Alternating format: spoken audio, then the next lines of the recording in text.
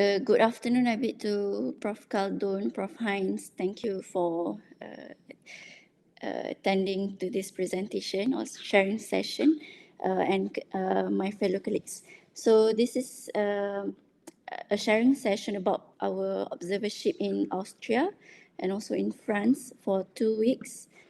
So first I will present about Austria. Actually, we went there together with me is Putri, but Putri is not available today because her son is not well. So this will be my outline, the pre-elective preparation, a bit about the Medical University of Vienna and the Austrian healthcare system. So we went to Medical University of Vienna from 21st to 25th April 2025 for 1 week only. And during this time, it's actually Easter holiday. And the preparation that we made is, first of all, we have to send formal emails to the respective departments and approach the person in charge. For Vienna, actually, we approached Madam Swaboda, the PA for Prof. William, who is the head of Department of Emergency Department, as well as my dear Florina, who have been a great help in arranging the observership. So after we get all the approval from the university, we bought the flight tickets, prepared the passport, booked the accommodations, as well as bought the travel insurance. For the university part, the local university part, we have to fill up certain forms, which is the Borang Kebenaran Keluar Negara, as well as annual leave forms. And this forms is important for the government servant for insurance coverage. And then we have to download the apps for transportation over there, which is the Winmobile for the train and tram, as well as Bolt and Uber.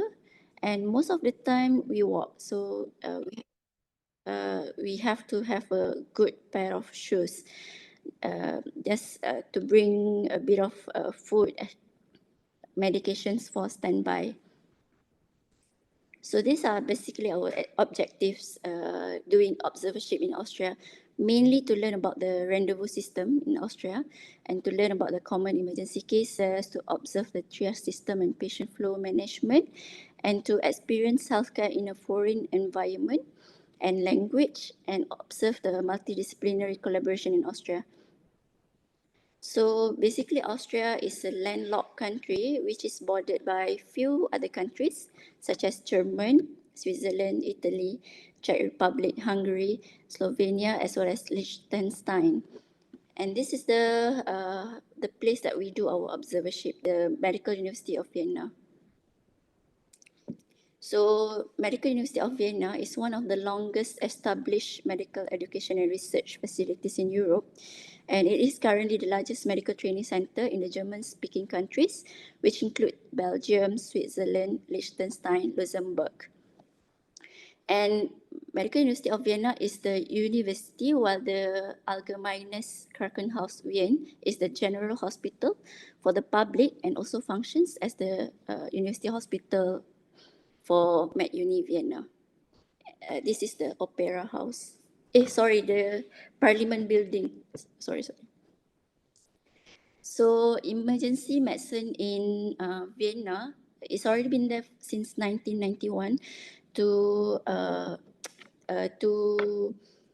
manage the rescue and also the event of medical emergencies.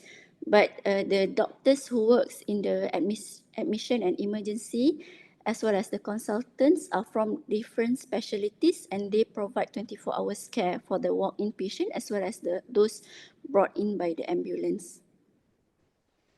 So in Medical University of Vienna, the triage system, they are based on emergency severity index triage algorithm, almost similar like us. And this is the form that they fill up in the triage counter based on the vital signs, the presenting complaint, and they will be directed to the respective departments before 3 p.m.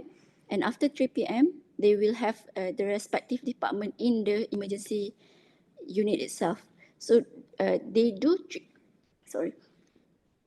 They do triage away patient before 3 p.m. to the general practitioner, which is located just below the emergency department. Emergency department is at the level 2 and the GP is at level 1. So before 3 p.m., all the non-urgent cases, they will send to the general practitioner. And then if let's say a patient who come in with, for example, patient who has known case of certain diseases, for example, chronic liver disease, known case of forest ulcer, upper GI bleed, they will be sent to the respective ward who is in charge of the patient's follow-up. So they have this documentation for each patient that they send to the respective ward, and then also to the GP. The picture over here is the triage counter, which is the nurses will be here to do all the triaging. So this is the non-urgent cases zone, which is almost similar to our green zone. After 3 p.m., the respective department's medical officer will be in their own rooms to review patient from the triage. So they have gynae doctors, dermatology, neurology, and then they have urology, all the specialists in the green zones after 3 p.m. to see their patient. And for urgent cases, which is almost similar to our yellow zone, they will be seen by the medical officers in the emergency department. And this is the screen over here. It shows the patient who is already been seen by the doctor and the respective doctor who is in charge. And while waiting for the investigations, they can either wait in the observation ward for the investigation to be ready or for the disposition. So for critical cases, they have 4 beds, 2 beds for resuscitation and 2 beds for the intensive care. And these critical cases, they will be co-managed by the anesthetist. The anesthetist will be in the emergency department 24 hours. And for the investigations that can be done in the emergency department, they have all the point of care tests, for example, urinalysis, FBC, renal profile, coagulation profile, liver function tests, all can be done in the emergency department itself. And there will be one nurse who is in charge during each shift to take blood, and they have a mobile phone by which the doctor can call him or her to take blood. So this person, this nurse, will be mobile.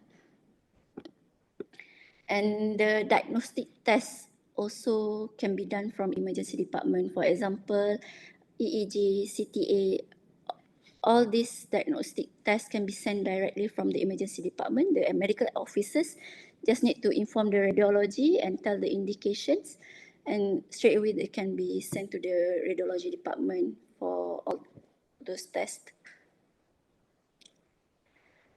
This is Lucas. The picture is with his permission. He is the nurse who is in charge of the blood taking during that day. The phone that he's carrying is labeled as Bloody Mary. That is the term for the nurse who is in charge to take bloods on that shift. And then this is the room where the POCT is kept. POCT machine kept, and also they have ECMO in their emergency department to be used in the resuscitation area. So we move on to the rendezvous system. In Austrian emergency services, they have this rendezvous system which separates the transport function from the emergency medical care function. So there is 2 types of vehicles that respond to the emergency calls. The first one is the paramedics who will be in the ambulance that provide transport and basic to advanced life support. They will first to arrive at all the scenes that is indicated. And then the second one is the emergency doctor vehicle, which is the first picture over here. And then this is a separate rapid response car with a physician and an assistant. So this emergency doctor vehicle will only be dispatched only when advanced medical intervention is required, and they will not transport patient but instead meets the ambulance on scene. For example, if let's say the patient needs intubation, drug administration, this emergency doctor vehicle uh, will start the help, will start the management at the scene. So we move on to the Austrian healthcare system. Basically, everyone is automatically insured through the statutory health insurance system, and this is funded primarily through social insurance contributions. And it is almost similar like EPF in Malaysia because the employers and employee both pay into the system. So it will be deducted from the wages. So patient can choose their general practitioner, which act as the first line of care. And then the waiting times for the non-urgent specialist care can be longer. So patient who has more income can buy private supplementary insurance. And the medications are partially subsidized by insurance, and patients need to pay a fixed small payment, for example, €6.8 in 2024 per prescription. They have capped the cost to protect the low-income individuals. And the citizens in Austria, they have e-card system by which every insured person receive this electronic health card, and they will bring this card to the hospital to access services for medications, for treatments. And at the same time, this card tracks the eligibility and the services used, minimizing all the paperwork. So I think that's all for Austria observership. This is Dr. Florina Rigel, who is a nephrologist and who helped us through this observership. And this is Dr. Schriefel, who is our supervisor during our observership.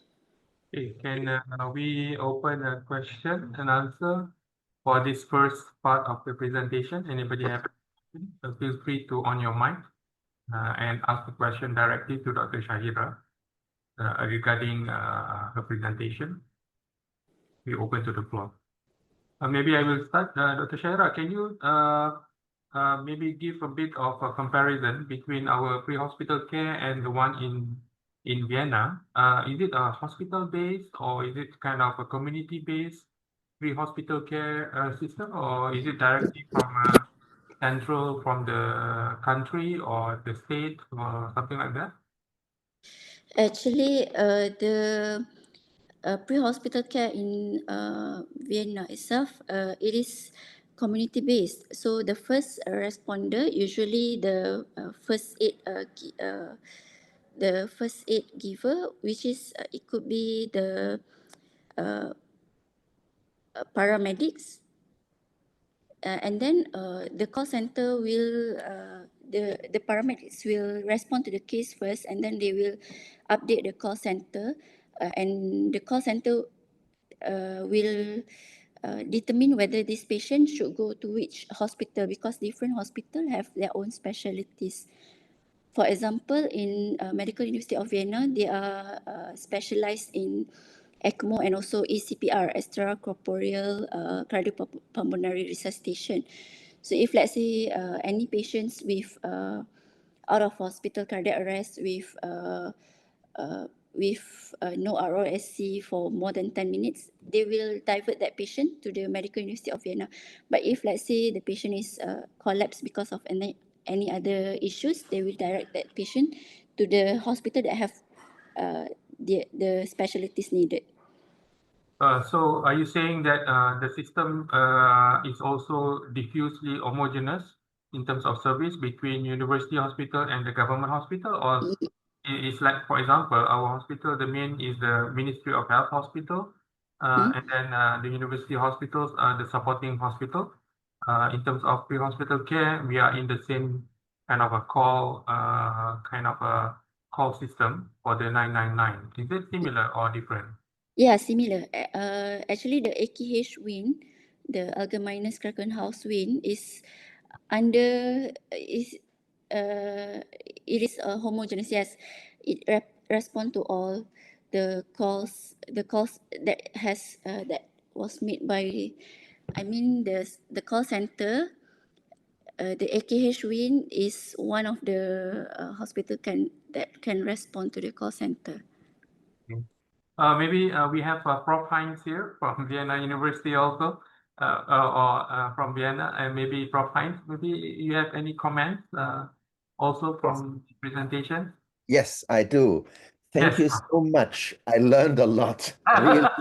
Really, true. No, this was really helpful for me because I must confess, well, I'm a pathologist. I'm pretty far away from emergency department, but I honestly didn't know how it's organized. So thank you so much for sharing these observations. My question is, how similar is are these emergency departments between Vienna and KL in terms of organization? Are there fundamental differences, or is it only details which is arranged in a different way? Okay. First of all, the number of patients are quite different compared to us. The total population of Austria, the whole Austria is 9 million, and KL itself in 2025 is 9 million in Kuala Lumpur itself. So the number of patients that come to the emergency department per day is a huge gap compared to compared to Vienna. The second one, in emergency department in Kuala Lumpur, the department itself is run completely by the emergency physicians, emergency medical officers, and the medical assistants and nurses. But in Vienna, I can find that there are emergency physicians around, but the medical officers are rotating, are from different background, and they are doing rotation in the emergency department. Oh, okay. Mm. But So, they are not attached to the emergency department. They are this is kind of a shift where Yeah. they are still attached to their original department. So the gynecologist is part of the gynecology team, but on certain days is on service in at the emergency department. Is this correct? Yep. Yeah. Okay. Interesting. Yeah. yeah, we have some kind of a similar so-called attachment or not, I mean, service provided from the other departments as well, but they are not considered as a primary team that is responsible for the patient when the patient arrives. So they are based on call. So when there is a case, for example, for pediatrics or or maybe cardiology, for example, they will be called after the workup has been done for the next stage of the process. So they are not running as a part of the first team that receives the patient in the beginning. So that's in the responsibility, the responsibility of the emergency physicians on the floor at the time. So I'm not sure what is the fundamental difference, but I think the first thing is to get the patient to be seen by a attending doctor as soon as possible when they arrive, if it is a case. And then the second question, what would you improve in Vienna? Do you have any suggestions where you see weak points? I'm sure there are some. Be honest. I'm not a merchant. No, really. But this I think we always can learn from the practice of others. Yeah, especially if it's a high load service as yours. Yeah. What's the difference in terms of patients seen per day? Is it twice the amount or less than that or more than that between Vienna and KL? I think for Vienna Medical University, the environment is quite ideal. The patient load is not too much, but in Kuala Lumpur, for example, from my previous hospital, the patient that we see daily is almost 300 patients every day. Okay. So in Vienna, I think much lesser than that, maybe much lesser. I couldn't see the number. And then what to improve? I think everything is in their places already. Yeah, I'm not, Prof. yeah, Heinz mentioned just now about the ECMO. yeah, So we have not really have that service in our emergency department, I think. You yeah, want to comment on that? Yeah. yeah, Yeah. for No, I meant it the other way around. I meant the other way around. Not things that are lacking in your place, I mean things that are lacking here. I'm sure there's something where you say, why is it organized that way? I have Okay. seen it in a better organized in a better way. Yeah. Yeah. This is what I would be interested in. Yeah.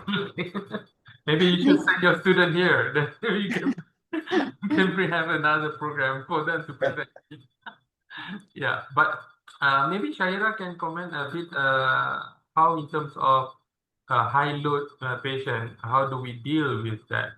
If let's say, for example, on a very bright sunny day, Vienna University Hospital emergency receive quite a high load of patients, for example, in during heat stroke and so on, during the hot summer season or even the cold situation. So in the do you think they can learn something from our how we deal with high load patient in KL? I think so. Summer is approaching anyway. yeah. Actually, during our visit there, that 1 week period, there is very minimal patient that I see coming to the emergency department. So with the attending medical officers and the staffs, I think maybe a higher number of patients shouldn't be a problem, because the staffing, the equipments, I think it's sufficient. I'm not very sure. I can't comment much because it's only 1 week, you know. Okay. Yeah. Okay, so for example, how do we trigger our disaster, sort of like internal disaster management? When do we consider having a disaster in our emergency service? Are we looking at number of patients or incidents, and how we deploy our staff and also the areas where we design to receive all the patients? Is it the same? Is there kind of a similar track, or do they have it in Vienna emergency? If during the high load patients in Kuala Lumpur, if let's say there is a disaster ongoing, we will send directly patients up to the ward. And then I'm not sure whether I am answering your question, Prof. So we have an internal disaster kind of Okay. what we call protocol that we use, where in our emergency department we have 5 resources at the same time. Anything more than that, we will consider that as an internal disaster. Oh, yeah. So I'm not sure if this is the case in Vienna University. How many resources can be done at the same time? And I've asked this patient to Dr. Shrifel, actually, do you have any problems in backlog by which patient is stuck in the emergency department more than 24 hours?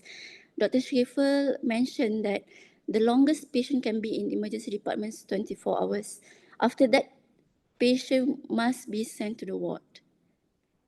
That's what I've been told. Yeah, so for us, we have different zones where the patient can supposed to be stayed. So ideally, in emergency department, our resource is within 1 hour. So after that, patient should be out from the resource to go to somewhere more definitive. But that's the ideal. But we hardly achieve that target. And the patient could stay with us ventilated in the resource for even couple of days because we don't have the space to move them up. So that's the what you call backlog, right? Yeah. Okay.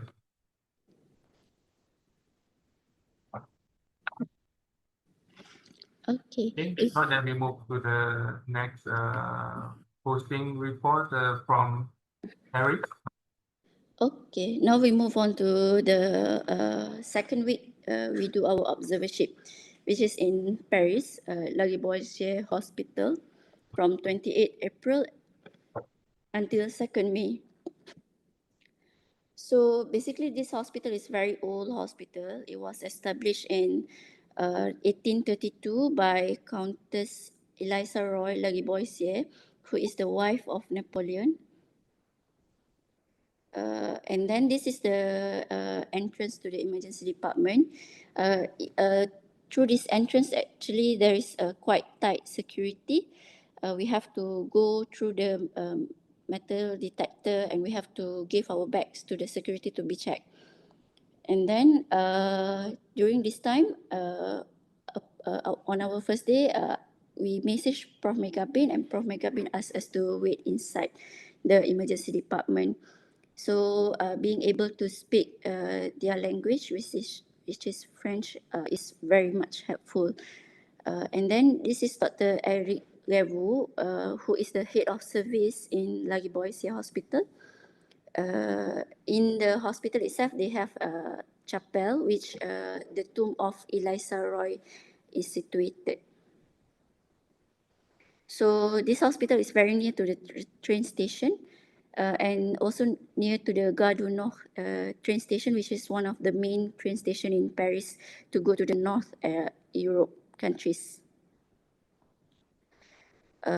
They have the flow of patient in Lariboisiere Hospital. The red zone is called South, which is the resuscitation area. And then the long circuit, they have court circuit and polyclinic. The long circuit is similar to our yellow zone. The court circuit is observation ward, and the green zone cases will be sent to the polyclinic. So this is the triage place. They have three separated area, and each one of the triage area, they have one nurses in charge. So this triage area, according to Dr. Eric, is completely the nurse's responsibility. They can decide whether they want to put patient in South, the long or short circuit, or the polyclinic. So the triage system, the total recommended treatment time based on the French Society of Emergency Medicine in 2013 is within 5 minutes, and the ideal waiting time is between 10 to 30 minutes. So this is the South, the red zone, the resuscitation area on the left, and the long circuit is just next to the South, and this is the connecting corridor. This is the long circuit area. For Lariboisiere Hospital, their number of patients every day is up to 250 patients per day, so almost similar like us. So the long circuit beds can be added and can be put in between until the long circuit is full. And then this is the chairs for the long circuit. For the short circuit zone, they use CCTV to monitor the patient. And then on the screen on the right side, the patient's placement is also monitored from the screen. In the screen, we can see there is the red color boxes. This is the South patients. The purple color is the long circuit patients in the which is here, and then the blue color is for the short circuit patients. So we get to learn about the SAMU di Pagi in Lariboisiere Hospital. The Lariboisiere Hospital is one of the assistant public hospital di Paris, which means in Paris there is one public hospital system. They have a Lariboisiere Hospital and another hospitals, and this Lariboisiere Hospital is in charge of the medical and surgical emergencies. For trauma patients, they will send to another hospitals, and then for pediatric patients, they will send to another different hospital. So this APHP hospital, they covers a population of 12 million, and they have SAMU di Pagi, one of the services offered by the APHP. This SAMU di Pagi is in charge of the medical phone advice and some cases for the pre-hospital treatment. If in the case of disaster, the SAMU di Pagi is in charge of being the coordinator. So each time a phone call is made, there will be an operator who will take the call, and then the operator will transfer the call to a dispatch doctor. This doctor, they can give the most appropriate medical response depending to the reason of the call, and determine the severity and emergency of the call. So the doctor will determine whether to refer the patient to the general practitioner or send a general practitioner to the house, or they can direct the patient to the nearest emergency department, and at the same time they can also dispatch the most appropriate means of transportation. Okay. So in Paris they have mobile ICU, which is mobile intensive care ambulance, which is usually composed of 3 persons, an emergency physician or anesthesiologist, a nurse and a paramedic. So this ambulance usually will be dispatched after the first aid ambulance already arrived at the scene, and they will need to treat the acute patient as if the patient is already in emergency department or ICU. So this system is completely different from the scope and run concept by which they stay and treat, such as the pre-hospital ECPR or run and treat for trauma cases. So for mobile intensive care unit, they can intubate the patient at the scene first, and then do all the necessary investigations and management first, and then determine whether this patient, if let's say collapse due to cardiac cases, they can send the patient directly to the cardiac center. If for example, unstable aortic dissection, they can send patient to the operating room directly. So this is the SAMU di Pagi ambulance. In the case of a call, if patient has witnessed cardiac arrest or diagnosed cardiac arrest over the phone, a basic life support team, which usually consists of fire brigade team, will be dispatched together with the mobile ICU team. So the BLS team will arrive first because usually they are around the area, and within 9 minutes, the mobile ICU team from hospital will also arrive. So the first aid will be given, the basic life support will be given by the fireman, and the mobile ICU will continue with the advanced life support. So if let's say, the other services that they provide is extracorporeal cardiopulmonary resuscitation, the ECPR pre-hospital care, which is already established in 2011. So for patient less than 70 years old with witness out of hospital cardiac arrest, they can request the ECPR team, and after 10 minutes of unsuccessful advanced life support by the mobile ICU team. So this is the third ambulance that can come to the patient in this kind of situation. So this is the example of the ECPR that is done at the train station. So since 2015, the ECPR team has been available for 24/7, and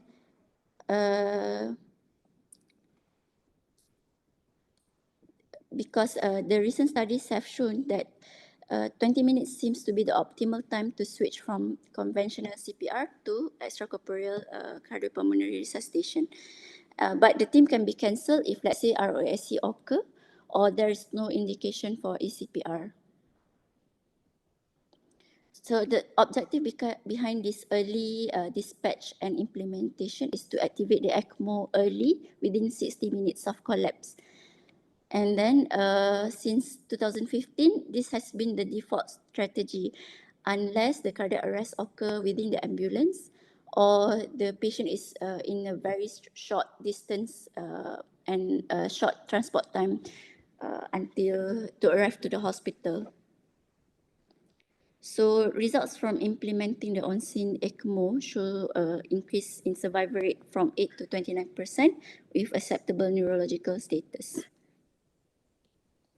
So this is the Samudi Pagi, and this is the inside of the ambulance, the mobile ICU ambulance. They have Lucas in their ambulance, CPAP, as well as all the infusion pumps to administer the inotropes. They have the DDA drugs in the ambulance, and each time they dispatch the mobile ICU, there will be one resident to follow together with the nurse and also the medical assistant. So inside the ambulance, they have a blood gas machine as well and bedside ultrasound. And this is the DDA cabinets. They have one bag for difficult intubation. And we move on to the next visit. On our last day in Lariboisiere Hospital, this is Prof. Megabin.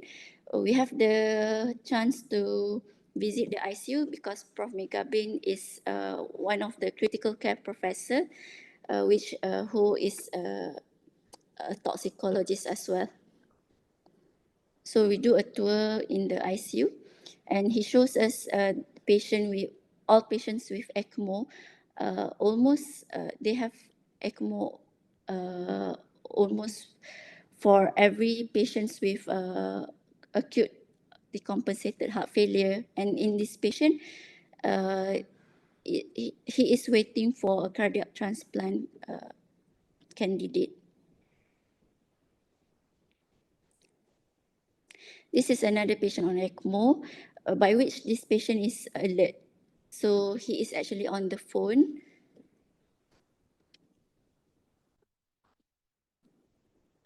Okay, and then we visit the toxicology lab with the courtesy of Prof. Megabin, just to visit the equipments, to visit the lab, because in Lariboisiere Hospital, it is a center for toxicology cases, as well as all the bloods, all the specimen for toxicology will be sent here.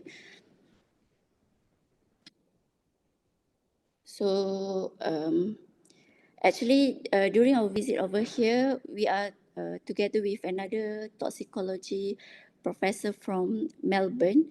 He is doing observership together with Prof. Megabin.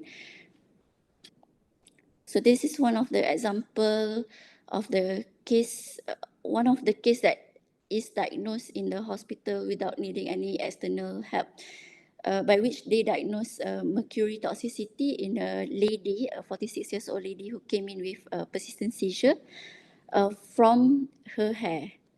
So they did investigation from the hair analysis and found that this patient has persistent seizure due to mercury poisoning. They have all the equipments, they have all the facilities to do the toxicology analysis there. So we move on to the France healthcare system. Basically, in France, they have this assurance maladie national scheme, by which all the legal residents, the French citizens, the non-French citizens, for example, EU and EEA nationals, and the immigrants, they are eligible for health services there. So this is funded by the social security system, by which the social security system is through the taxes, social contributions, and taxes on tobacco, alcohol, and pharmaceutical companies. And these social contributions are mandatory payments deducted from salaries, which contribute to the healthcare, pensions, unemployment benefits, family allowances, and also workplace accident insurance. So this is Prof. Andis from Melbourne, who is doing toxicology rotation together with us. I think that's all for Lariboisiere Hospital. Is there any question? Thank you, Shaira. That's a very interesting information that you're able to gather from your time in Paris. But I just want to differentiate between the system in Paris and also in Vienna. Are the paramedics also include? I mean, the ambulance also include emergency physician for all dispatch, even for the first dispatch to the scene? First I will talk about the Paris. Paris, the mobile ICU team, which is a second ambulance, supposed to be second ambulance that arrive at scene, will have one doctor. They can be the resident or the emergency physicians to give all the initial treatment at scene, and then determine whether this patient should be sent back to the hospital, to the necessary department or necessary, for example, if let's say myocardial infarction, to the cath lab. Yeah, and then the extracorporeal, the ECPR team is consists of intensivist. Usually will be the third ambulance to arrive at the scene if let's say it is indicated for them to come. For Paris, in Vienna, the first responder is the paramedics, and then if let's say patient needs advanced life support or initial stabilization at scene, only then the second transport will come. That can have emergency physician in there. Okay. So what I'm trying to say is that, for example, in our situation, we don't have a physician going to the scene unless it is stated to be on scene kind of setup being done in support with the security, right? The police. So we set up our medical zone on site, for example, in large casualty incident. Yep. Yeah, so we don't the physician doesn't go on our ambulance service. So what we have the situation is we have an open communication, right, between our doctor specialists with on site through advanced directive, both either written or live if necessary. Yep.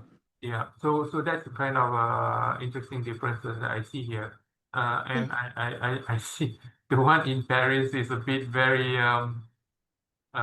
intensive usage of resources. It's quite interesting to note that they're able to do this.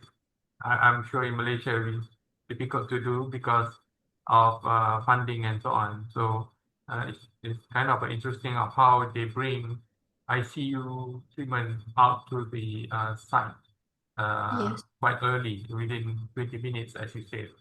The transfer between the second and the third team. So when they need to bring from the site to the hospital, how is that being regulated, or how is that being done? Because once they did all the ECMO at scene, the transfer back to the hospital, the first and the second ambulance will have.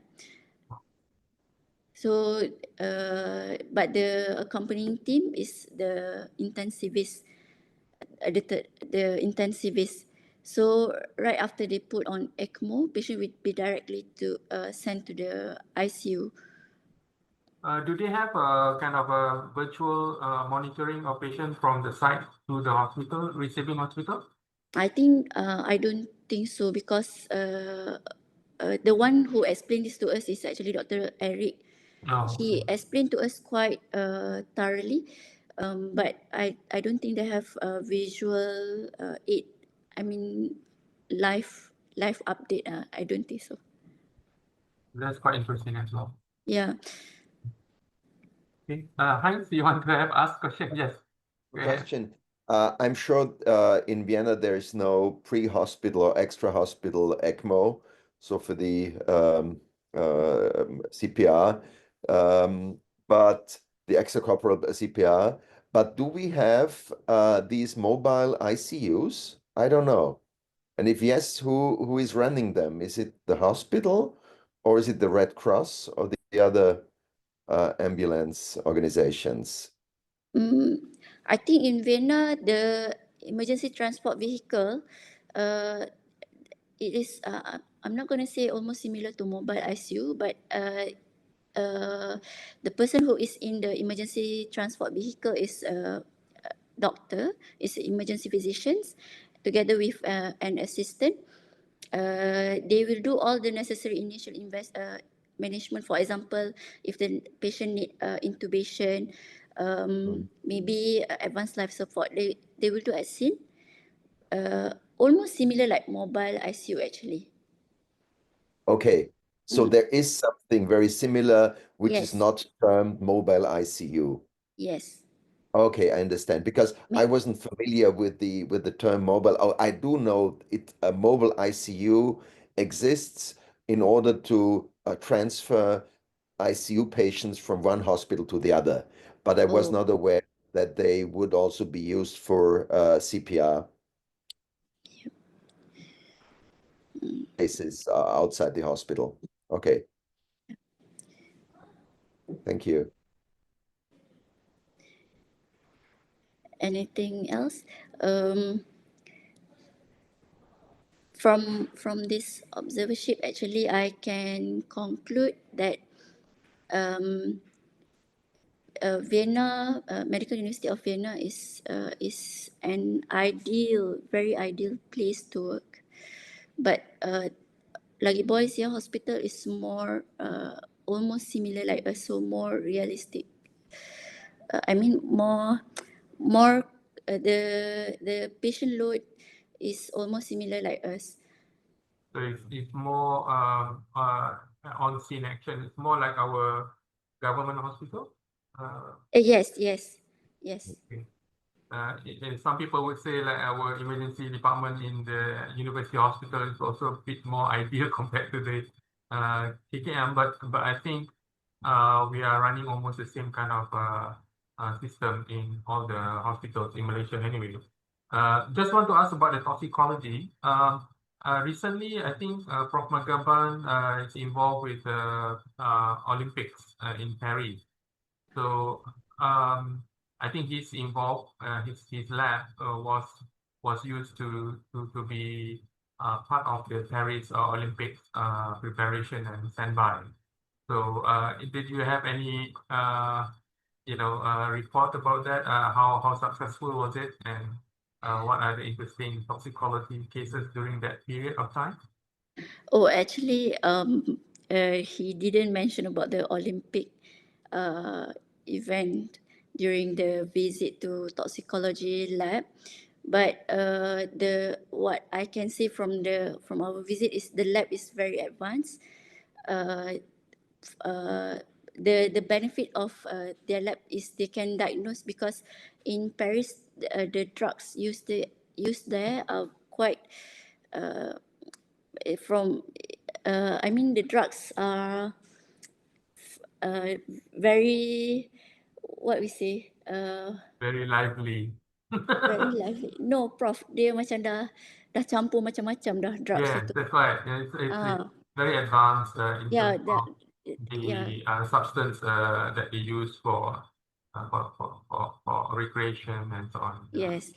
So when they have their own lab in the hospital, they can diagnose disease quite fast. They can administer the antidote quite Antidote. fast. This So is the test bedside test, or you just straight away send to the lab? they just straight away send to the lab.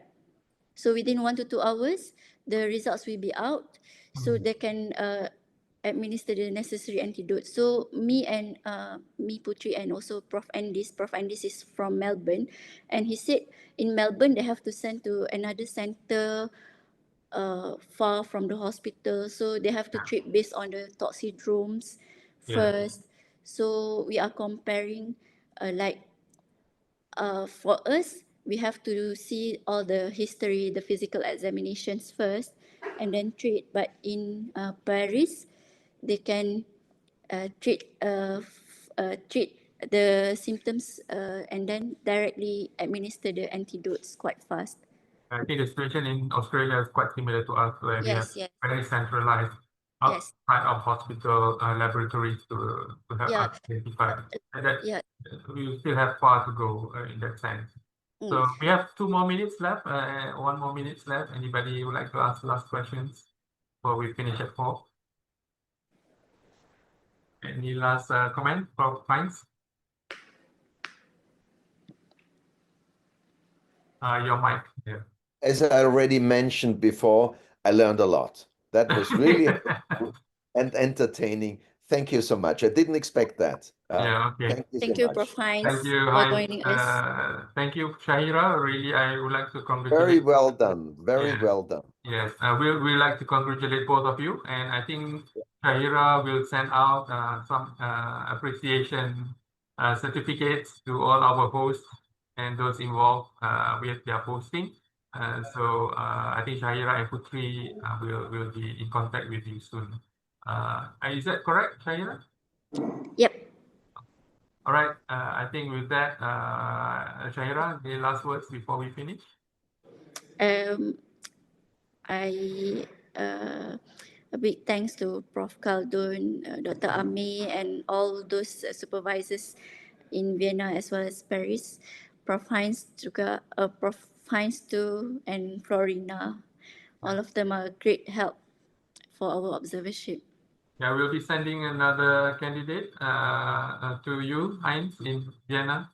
I know, yes. Next month, I think, in June. Yeah, Yeah. July. So yeah, we look. yeah. Yeah, we'll look forward to her report. It's a bit more I met extensive. her on the balcony, I guess. Full 2 weeks in Vienna. Yes. Okay. Okay. All right. Thank you, everybody. Thanks a lot. Yeah. Bye-bye. Bye. Congratulations. Bye-bye, Prof. Thank you. Bye bye. Great presentation. Thank you, Prof.